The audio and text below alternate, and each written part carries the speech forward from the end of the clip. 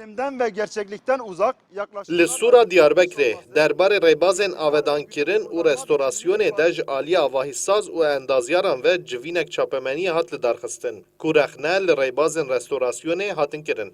Di daxuyaniyê de ji aliyê Yekîtiya Jûrên Avahîsaz û Endazyaran a Tirkiyeyê ve hat amajekirin ku xebatên ku ji bo avedankirin û restorasyonê tên meşandin, bircan û avahiyên dîrokî dixin metirsiya rûxandinê û ji rewşa xwe ya resen dûr dikevin. Sekreterê Yekîtiya Jûrên Avahîsaz û Endazyaran a Tirkiyeyê yê Şaxa Diyarbekir Doğan hatûn anî zimên ku dema derbarê restorasyon û xebatên ser Sûrê biryar werin wergirtin li ti sazî û kesayetên berpirsyar naşewirin û ev yek zirarê dide Sura dîrokî. 2015 yılından bugüne değin Di sala 2015 da pênceta şer Sûr hat valakirin û avahiyên ji rewşa resendûr hatin avakirin. 2016 da Serokwezîrê wê demê got em ê Sûrê bikin Toledo, lê paşê bi wesayîdên giran xwestin serobino bikin. Di sala 1930 da Parêzgarê Diyarbekirê pênceta ku bajêr dibîne bê hewa beşek ji bircên Sûrê rûxandibû. Wezîrê Niha jî dibêje em ê wê beşê ji nûva ava bikin. Biryara rûxandinê çiqas şaş be, biryara avakirina wê beşê jî ew qas şaş e. Lê zirarê bide bircan.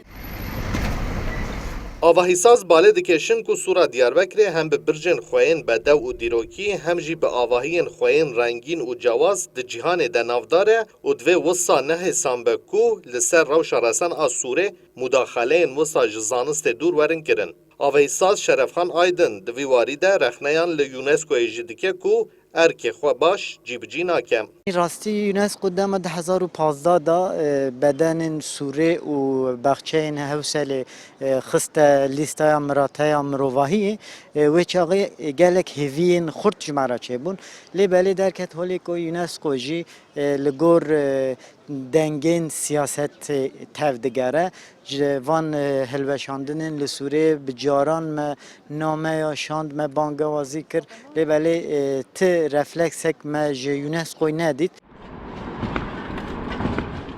Di meha îlonê de ji aliyê parêzgeriya Diyarbekir ve hatibû ragihandin ku wan dest bi restorasyona bircên Diyarbekir kirine û bo vê projeyê jî 9 milyon û 471 hezar lîreyê Tirkî hatiye veqetandin ku biryare proje di nava 500 rojan de bidawî bibe.